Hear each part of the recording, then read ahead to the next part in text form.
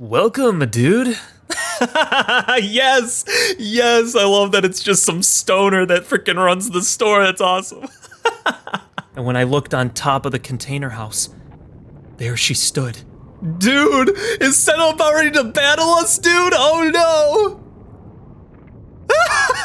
I knew it! Oh no! To Senna, the ground that lay 8 stories below looked oh so far away. Wait! What the frick just happened? How's it going, everybody? HoodlaMutt here, back with some more Chaos Head Noah. And last time, well, it seems as though Senna was upset about the drawing that we made on the essay that we did when we were like 11 or whatever. That must mean something, and we don't even know it. It's got to be something to do with the divine light or something that she hates, because she was not happy when she found that when her and Orihara snuck into Takumi's container home.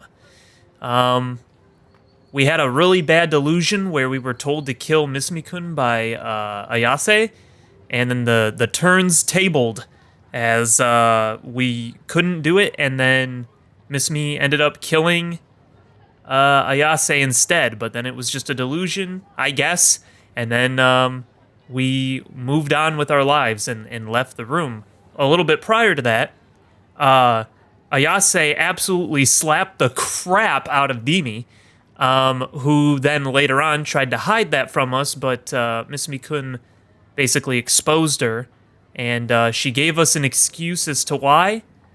I just don't believe her.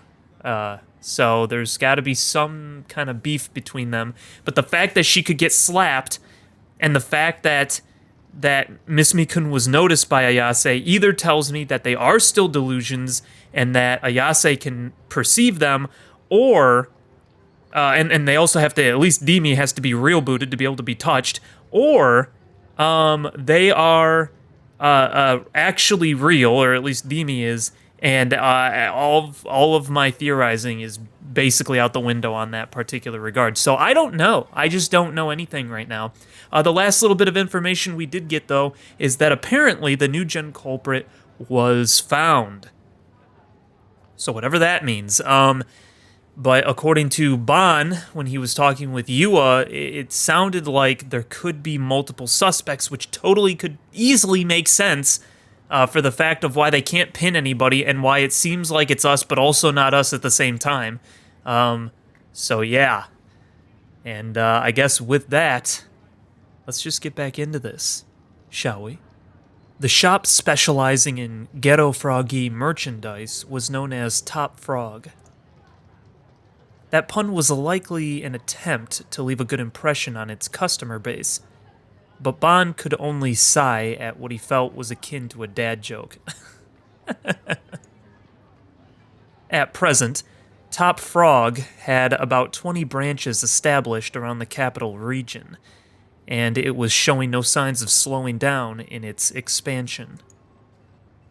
Ban was currently visiting the very first branch situated in Harajuku, a place often cited as paradise by the biggest Ghetto Froggy fans. Ban, however, quickly came to regret this decision. Oh boy. Yua-chan? Mind if we take off? Oh, he went with Yua, okay. He spoke in a low voice to Yua, the girl that had guided him to the shop. Huh? But didn't Momose-san ask you to buy a ghetto froggy for her? Right, but come on now. A guy my age is just completely out of place here. Scores of young people happily trotted along Takashita Dori, but the vast majority passed by without even so much as a glance at the shop. Dude, are they gonna be like a little like private eye team? Freaking Ban and Yua, now that Sua has to take on the actual official investigation?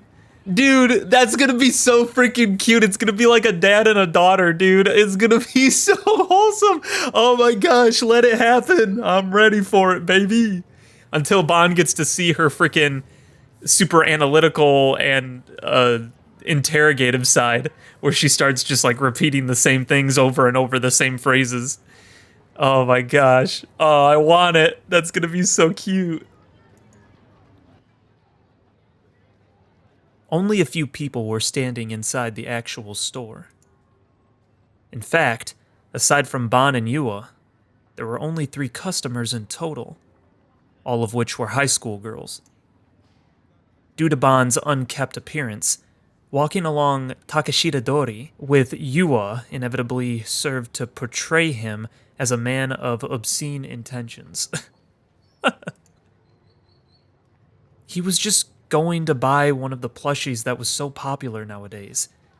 But that was what any stereotypical old pervert would say. A notion that brought down Ban's spirits considerably. Oh, poor Ban, no. No. You could just flash your badge, couldn't you? You know, you still have that, I think, right? Because I'm pretty sure they didn't fire you. They just said that you're off the case, so he could just be like, I'm here for investigation purposes. Don't worry about it. On top of that, I don't know. I just can't shake the feeling that someone's watching me. Oh, dude, yeah, see, I forgot he's got God's gaze too. Whatever that means. So, yo, he's been experiencing it as well. But so is Yua, so I wonder if Yua's gonna be like, Wait, you know about that too? you know, that's gonna be interesting. Could be that I'm just a little too focused on myself for my age, though. Oh, me too, actually. Recently, I've been feeling someone's gaze on me. And every now and then, when it happens, I feel very, very afraid. Oh, good, I was hoping she would say that. Oh, so it's not just me. Though, while it doesn't bother me, that might be something to worry about in your case, Yua-chan. If someone happened to be stalking you. That can't be it! Please don't suggest something so frightening. Don't worry. Anyone who tries will find themselves in handcuffs before they can say hey. Resolving the topic with a grin, Ban stared fixedly at the various frog characters lined up along the shelves. I'm curious. How many times have you been to this place, Yua-chan? This is actually my first time here. Doesn't look like there's many customers around. Is this the calm before the storm or something? Well, I've heard that it gets really crowded from Friday to Sunday. Oh, and that's because, a new type gets released every weekend. I hear Friday in particular has a very long line. They open up at around 6 p.m. to give students a chance to get one, but... And this is just a rumor. The line for this shop alone covers the entirety of Takeshita Dori. Just the weekends, huh? This is growing more suspicious by the second. Ban went to pick up 2 of the teary ghetto froggies that had released last week, then headed to the register. Yua, not buying anything herself, followed behind him. Welcome, dude. Yes, yes, I love that it's just some stoner that freaking runs the store. That's awesome. That's freaking funny. I want to see the teary-eyed. I wanted to see all the different ghetto froggies, but they don't ever show them. They always just show the same, like, typical one, for the most part. The store employee was a vacuous-looking man in his 20s. His hair had been dyed green, and he had earrings in. If he were not behind the register, he certainly would not look like a clerk to the passing observer. At the very least, it was no outfit to be serving customers in. The employee stared at the two without relent nor restraint. Present for the daughter? Yup, you got it. My baby girl wouldn't stop twisting my arm, so now we're here. But I suppose you gotta just suck it up and act like a dad every once in a while. Ban forced a smile as he looked ingratiatingly at the younger shop clerk. Oh, no. No, not Yua. Yua's gaze fell to the floor as her face turned to one of shock. Nonetheless, she did not break the father and daughter charade. That aside, these frogs have got me real curious. Mind telling me a thing or two about them? First off, are these gecko froggies really that popular? Dude, they're ghetto froggies. I mean, they're like turbo bonkers popular. It's crazy, man. Oh, Gepu froggies, are they? I heard that a new product comes out every weekend. That true?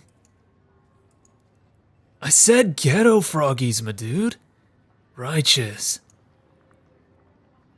And like, my man, don't call them products all stuffy like that. They're avant-ghetto buddies, bro. We line them up Friday, Sat, and Sunday.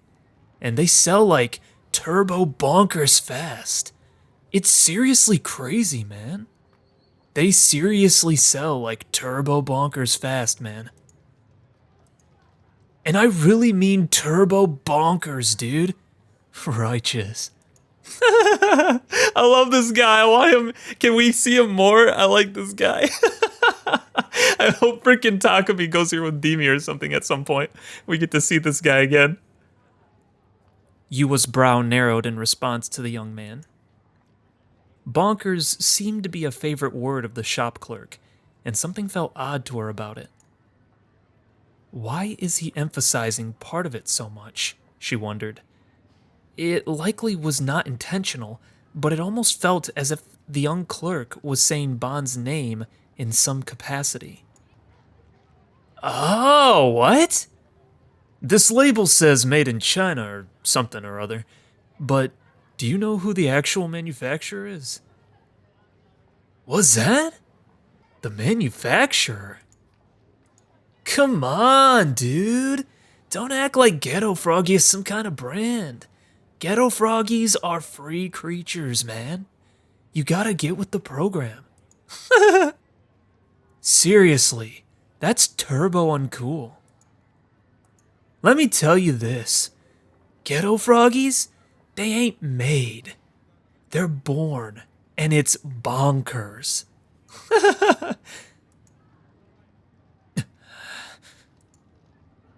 Unsurprisingly, the conversation was getting to be too much for Ban, leaving him on the verge of rupture. In order to prevent this, he swiftly ended the conversation, handed over the money, then left the store with Yua in tow.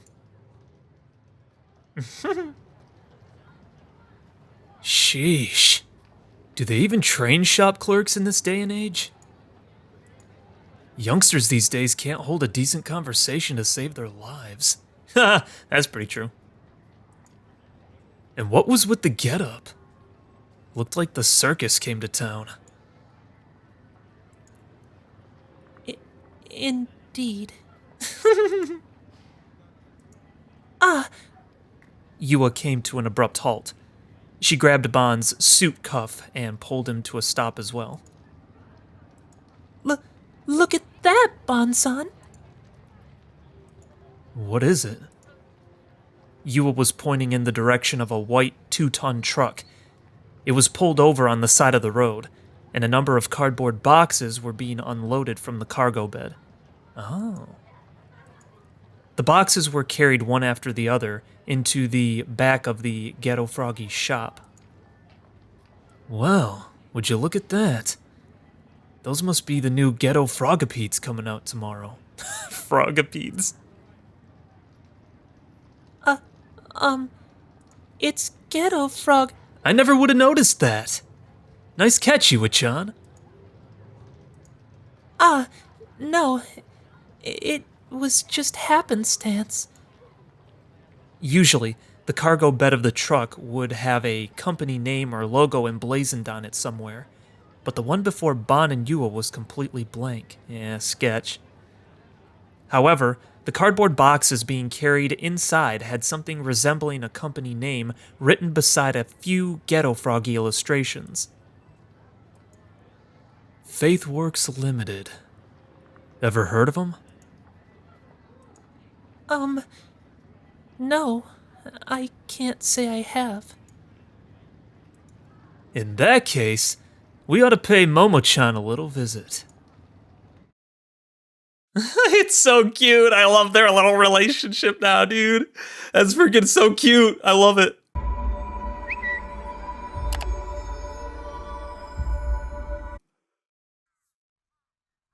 We parted ways with Miss Mikun at the station, then headed straight back to my base. The whole way there, it felt like I was stumbling my way through a nightmare. Nanami's face kept popping into my mind, and each time it did, her expression was different. Oh, that's right. I forgot at the very end of the last episode, Nanami called us and told us to give her her right hand back. What the frick is happening with Nanami? That was like a blank in my memory. A dead spot, if you will. Yeah, that's a thing. I don't even know what to make of that. Nanami had always been the type to wear her heart on her sleeve.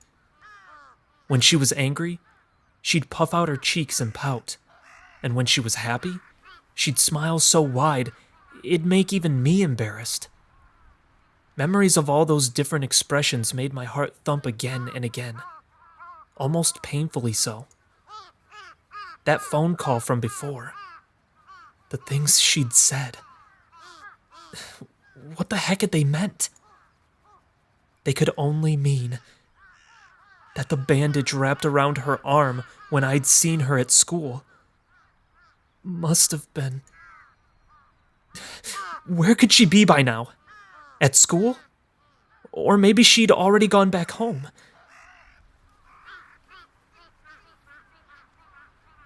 Uh-oh. Oh, is he gonna catch him? Is he gonna catch him in their in his place? Or did they leave already? Uh-oh. Oh, dude, this is gonna be sick. Come on, let him catch him.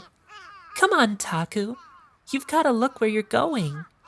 I don't want you to trip. Supported by Dimi, the two of us came out on the roof.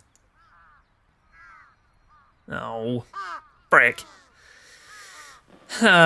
Yeah, it's not, I can't do green, so we're gonna stay neutral. This isn't a bad moment so far.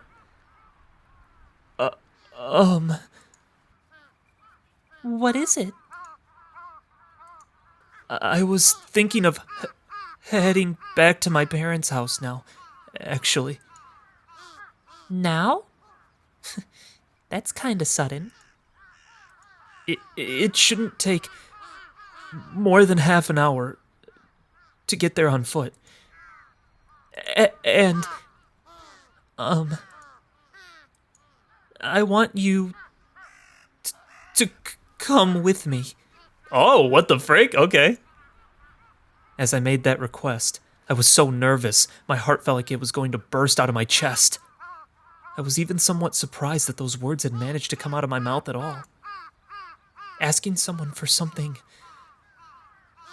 It was something I'd never been able to do before now.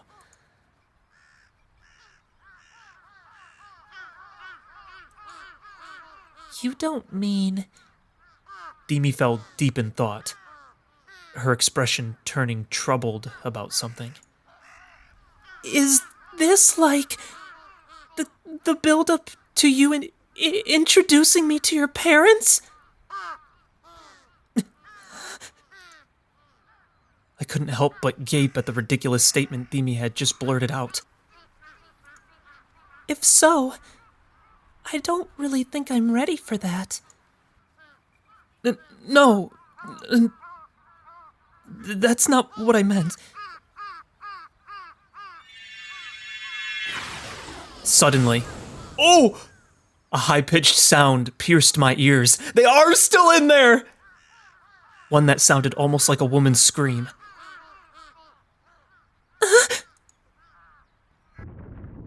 Oh, frick! A strong gust of wind swept over the rooftop. The air trembled. Oh! My vision was overwhelmed by a blinding sheet of deep crimson. With no idea what had just happened, I turned my face to the light. And when I looked on top of the container house, there she stood. Dude, is Senna about ready to battle us, dude? Oh no! I knew it! Oh no! Aoi Senna, D-sword in hand. The source of the light was her D-sword, glimmering against the sky. But something was strange. Hopefully she'll be able to say whether or not Demi's actually a freaking delusion, dude. Come on, Senna! You gotta come in clutch here for the win, that's what I'm trying to say. I'm too freaking excited, come on. When I'd seen it before, Senna's D-sword had emitted a blue glow. The sound vanished. The wind stopped. I need an answer. Now. Her voice was sharp, her glare cold. Her eyes glistened with unmistakable animosity. Were you the jerk who wrote this? As she spoke, she thrust out a piece of paper with IR2 scribbled on it. My essay. For some reason, it was all scrunched up. Why did Senna have that? Why was Senna here? Illegal trespassing. Those words popped into my head, immediately followed by the realization that she had searched my room. But what for? I said I need an answer. I did. Why do you want to know? Takumi-san! Next came the sound of Kozupi's inner voice. Oh no! No! Orihana! She's trying to save us! No! Oh, that's so cute! She was behind Senna. She was clinging to Senna's legs, and her face was peeking out from behind them. She had an urgent look on her face as she looked at me. Run away! Huh? Right as Kozupi screamed, Senna leapt from the roof. Oh no! She held the sword high, and... Look out! Oh, frick!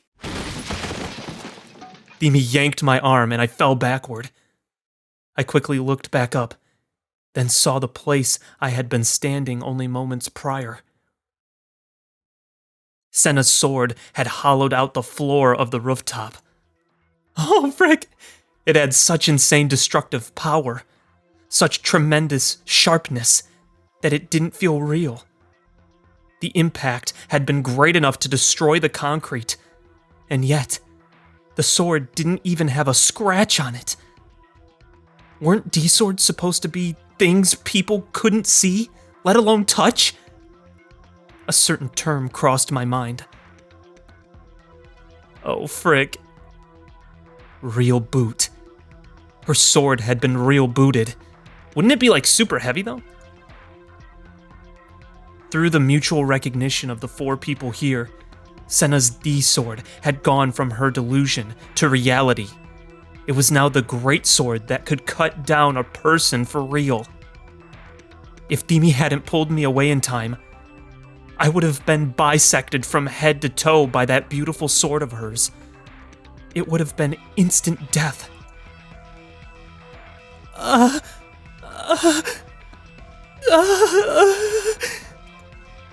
Shivers ran down my entire body. Just now, Senna had unmistakably tried to kill me. Why? My head was overrun with confusion. The two of us had been eating Crunchy-Kuns together just the other day.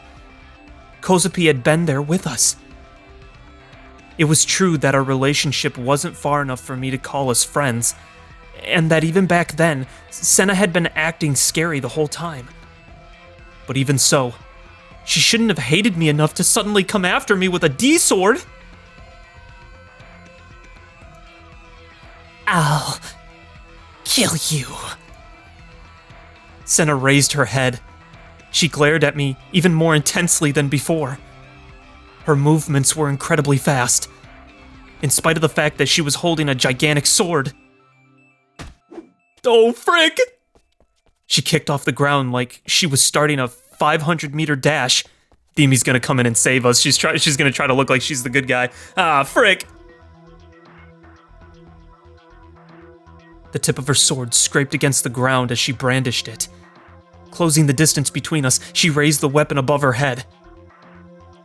In that instant, my instincts worked out exactly what kind of situation I was in. She was serious. Senna was deathly serious.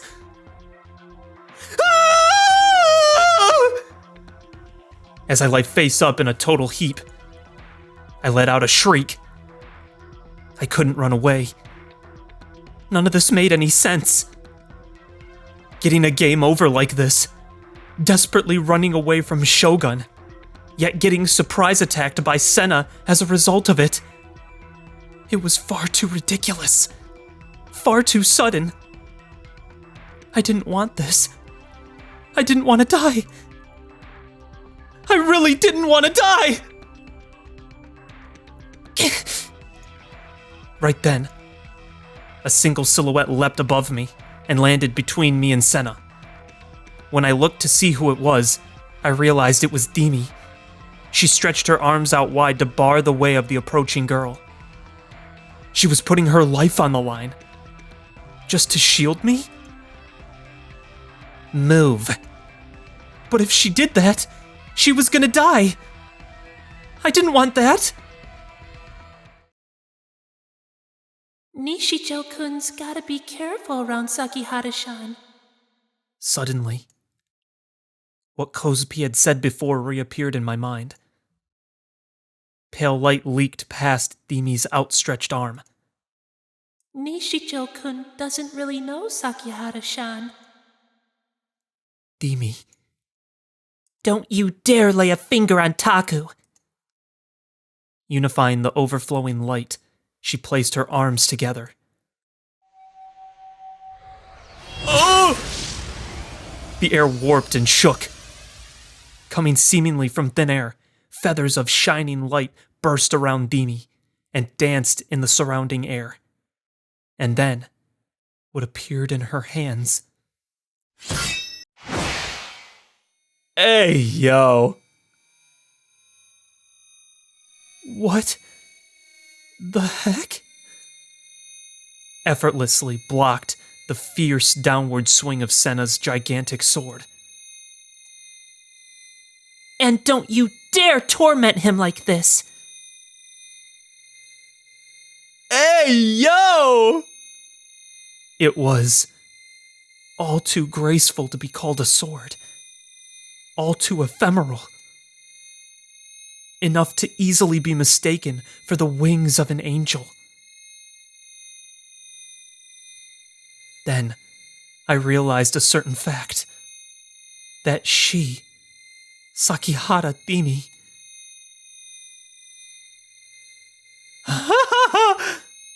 was a gigalomaniac. Oh, baby! Whoa!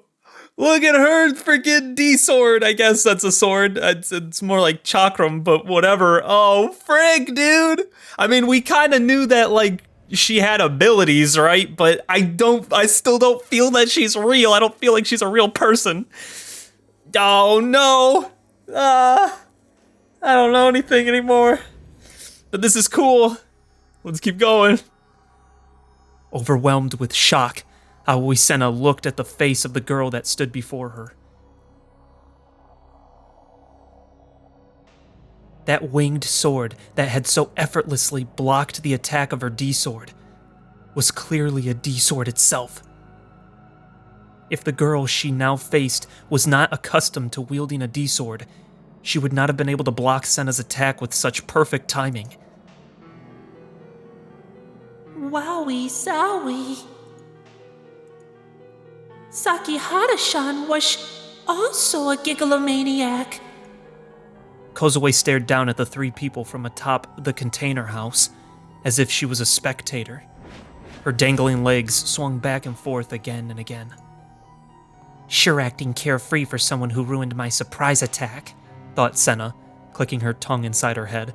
Well, I mean, you kind of ruined your surprise attack. You were like, did you draw this? If you were trying to surprise him, you should have just like jumped out with an attack. However, despite her moving thoughts, she did not remove her gaze from Dimi's eyes. Her opponent had a brooding look on her face.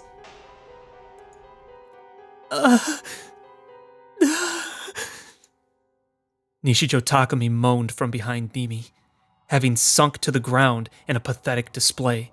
Are we in anybody's head, or is this just the narrator just narrating right now? Because we're obviously not in Takumi, but it seems like we're in Sena's head at this point. Sena's target was ultimately him, so she had no intention of fighting with Dimi. Besides, this was no manga, nor was it an anime, so a D-sword battle was not a particularly realistic thing to occur. do you know what exactly he did? The IR2 formula. I'm fully aware. What? Sena had been interrupted by a quiet, sorrowful yet decisive response. Upon hearing that, Sena tightened the grip on her D-sword. Fine, then if you force Taku to awaken, this will end in an even bigger disaster. Force us to awaken? Then I'll kill him before that. Wait, has she been trying to keep us asleep all this time? Has Dimi been trying to keep us from waking up? What the frick is happening? Wait, so Dimi wanted to erase us, but Shogun said it's not time, so Shogun is, I think, still part of us, so is he like the sleeping part of us? But that wouldn't make sense, because he would want him to wake up, right? And if that's the case, because that means that Shogun's inside of Takumi, and he wants to come out, but Dimi's trying to keep him at bay, but that doesn't make sense because she's working with Shogun, so what the frick? Okay. Even if you try, you will never be able to. Sena decided that there was no point in talking further. She brandished her sword in an EI stance. Before her, Dimi stood readily. Nishijo Takumi lay about 5 long strides away from her. At this distance, it would take 3 seconds to resolve things completely. Without hesitation. Up! Sena rushed toward Dimi from the front. Aiming straight for the girl, she swept her D-sword toward her flank. Dimi attempted to block it like before, but...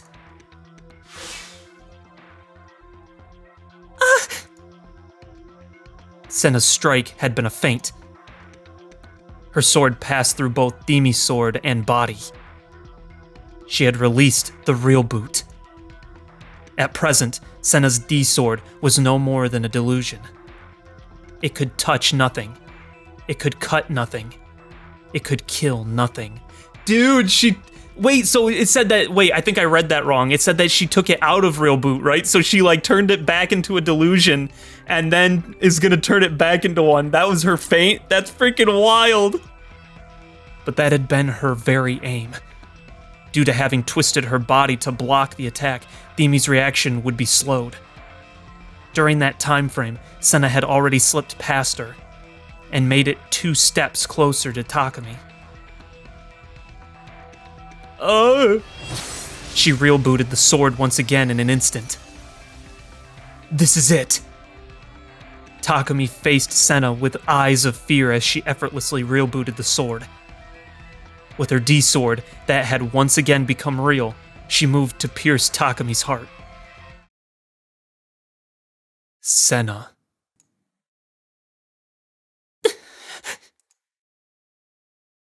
A figure flew past the corner of her vision. The instant she heard its voice, the girl, fiercely shaken by it, missed her target. Oh, frick! The tip of the sword grazed Takumi's leg and stabbed into the concrete. Senna slowly raised her head.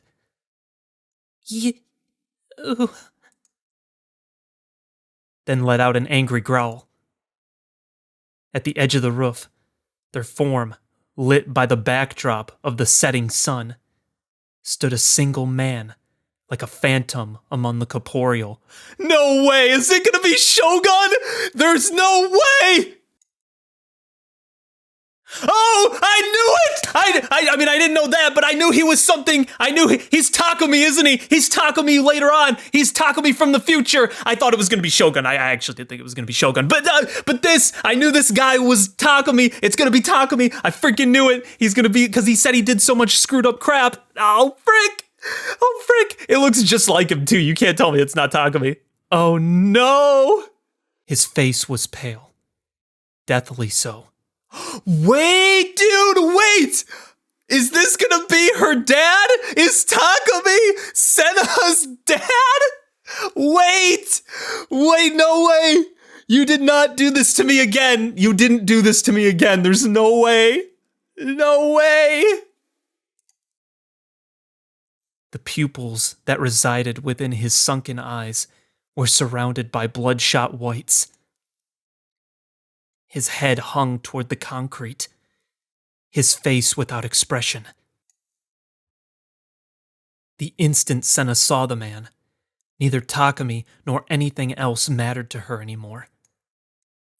The man Senna had chased after without end, her sole object of hatred. The man that had abandoned her and betrayed his family entirely. That very man now stood right before her very eyes. I finally found you! Senna took a step toward the man, gritting her teeth to hold back her overflowing hatred. She once again brandished her D-sword. Another step forward. There was nothing I could have done. I had no choice but to offer your mother as a sacrifice. Shut up! As she met her end, your mother could not have looked more at peace. For this reason, Senna, I want you to be at ease. From your mother's sacrifice, we obtained amazing results from the experiment. She gave her life for the sake of her world, and in the process, she was of great use to us all. You should be proud of your mother for her meritorious act of service. Just as I am. Shut your mouth! Blood rushed to Senna's head, rendering her no longer able to see anything other than the man that stood before her. She dashed. Oh, frick! It happened in an instant. She flew at the man's breast, closed the distance between herself and it, then sunk her D-sword deep into its center.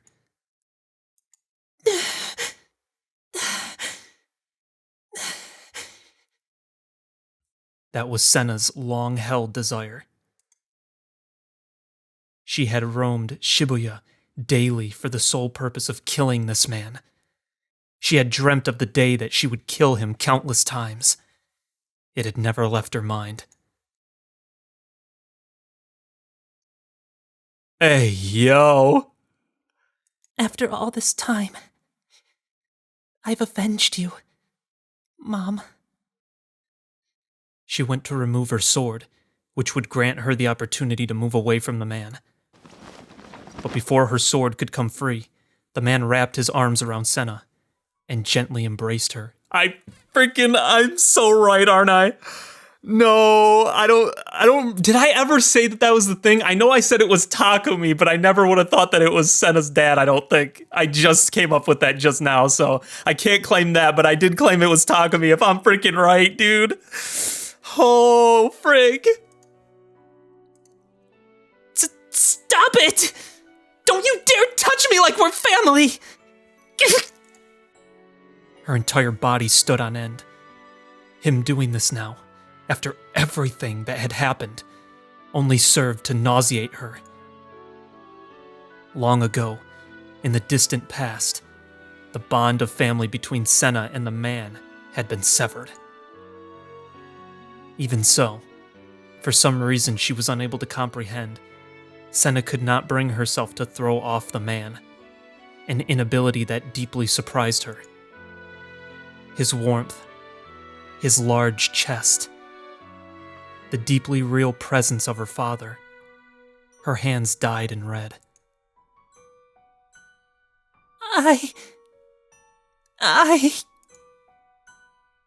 This is the delusion you wished for.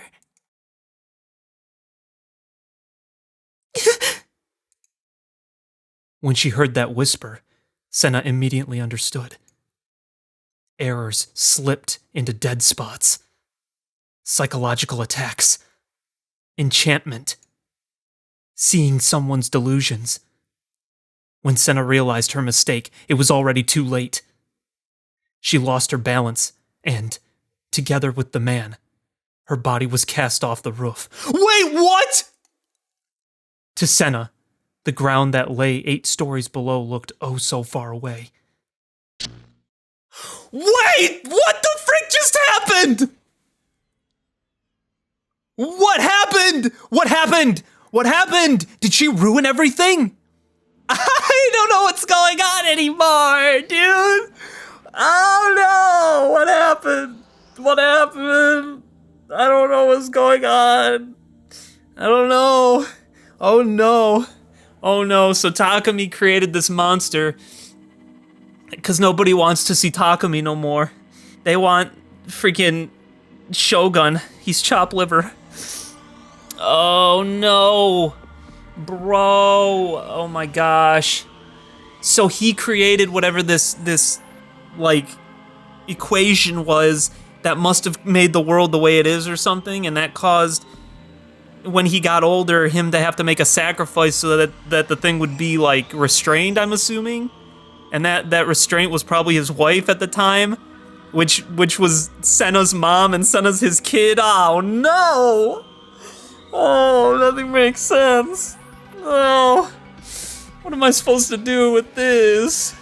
Unable to comprehend what the heck was going on, all I could do was watch as the scene unfolded.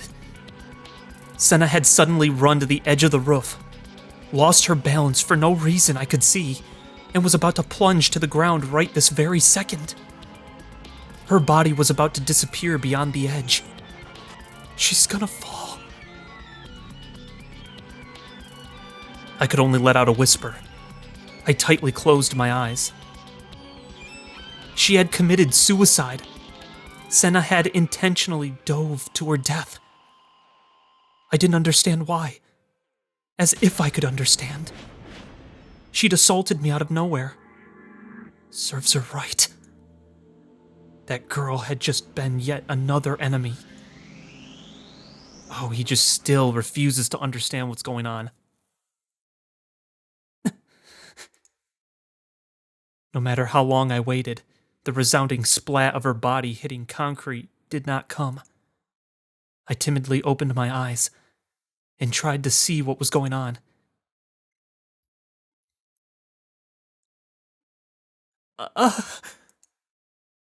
Senna wasn't falling. Instead, she was on her knees. Demi stood right beside her. She was holding Senna's arm. Had Demi saved her?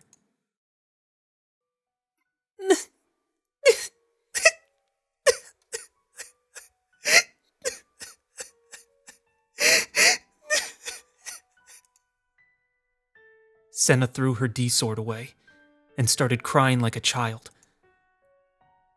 What the heck was even going on anymore? From my perspective, it looked like Senna had tried to die of her own volition. I'm sorry for making you see something so painful. Wait, was it fake? Was that not actually him? But he is real! Oh no! I don't, So she made a delusion to try and trick her so that she wouldn't kill Takumi, what, right? Is that what happened? I don't understand. But I really had no choice. Dimi had done something to Senna. The usually bright and happy girl I was used to felt like an entirely different person now. A brooding face, sorrowful whispers, quivering eyes. The girl standing over there wasn't the Dimi I knew. Sakihara-san! A voice reverberated in my mind. Kozupi hadn't moved from her position on top of the container house, meaning she was still staring down at us. It's all done-so now, righto? If Sakihara-san's gonna try to clunky splatter thwap Senna-san up, Kozupi's not gonna let you. If you do, Kozupi'll smash you into teensy-weensy pieces. Oh my gosh! What is happening, dude? I can't figure anything out. A chill ran down my spine. Kozupi was speaking with her usual airheaded anime-esque tone of voice, but the things she was saying were deadly serious.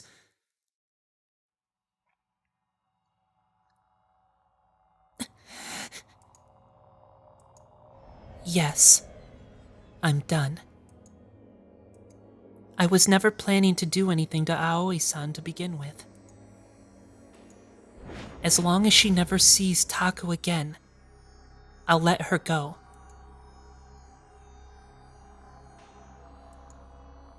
That's completely impossible. I mean, Kozupi and Senna-san and Takumi-san are all friends. Right? Right? That's righty right, Takumi-san?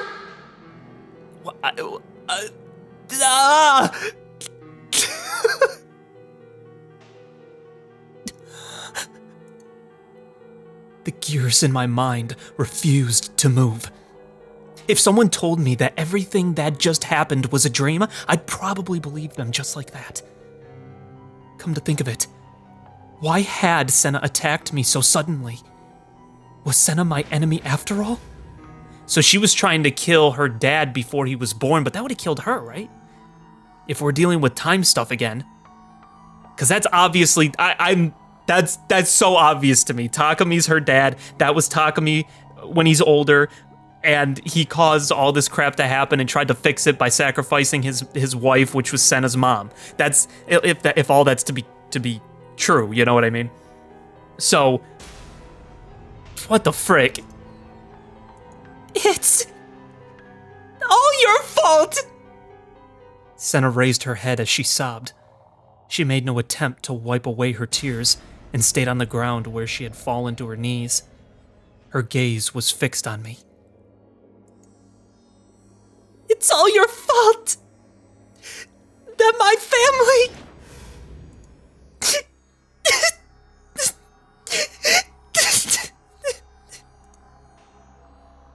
I was completely bewildered. She was launching nothing but raw emotion at me. What the heck did she think I'd done? I hadn't done anything. I hadn't screwed with anyone's lives, and I certainly didn't know a darn thing about Senna's family. I was harmless as could be. Harmless? She'd read my mind. Even though the monster you created could destroy the entire world, you dare call yourself harmless? Destroy the entire world? More chuny crap again? I turned my gaze to Demi for help, but she had her back to us. She stared vacantly at the darkening sky. Oh my gosh, we actually did create a monster. Brother, wait. What if the thing that's been staring in the back of our heads is the thing we created? So he says it's God's gaze. What if we created God? No, what the frick? Oh no. Oh no. Oh, and what if the thing that his mom said to him when he was talking about in the essay when she said that a man sends you to hell, right? She's like, there's a man that sends you to hell. What if that man is Takumi and he didn't know it at the time? Oh no, because if he's the one that created God and he sends everyone else to hell, I don't know. Oh no. Oh no. Oh no. Oh no. What does this mean? You know, but it'd be like God with a little g. It's obviously not like actual God, but it'd be like the God of whatever this world is that he's living in. He created it and now it's destroying everything. Is that where we're heading right now? Oh no. Oh frick, this sucks. There's no point. Her figure, her voice, was the sheer loneliness they gave off merely in my imagination? Taku doesn't know anything. What? With that statement, Demi spoke as if she knew everything there was to know. Cut the bullcrap! The chaos infesting Shibuya right now. It all started with that formula. Formula? Dude, does he have amnesia all this time? Oh no, man. What is happening? Don't say any more. He really doesn't know anything. From the sounds of it, she was talking about me. But I couldn't follow the conversation at all. Is this the formula? Kozupi leapt down from the container house, holding my essay in her hand. Oh, frick me. She held out the back of the essay to us. I saw what I doodled on it back in elementary school. IR2. The chaos infesting Shibuya right now had started from this? Talk about an absurd accusation. There was no way in heck some random doodle could affect anything, let alone of that magnitude. I just doodled the thing on a complete whim when I was bored or something. Probably.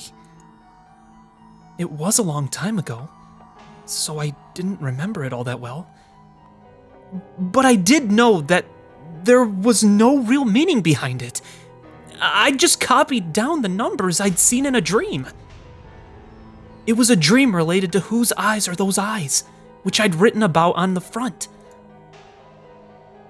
I'd used those words all the time since even before I'd written it, and whenever I had, it would all take shape in my dreams more and more. Oh my gosh.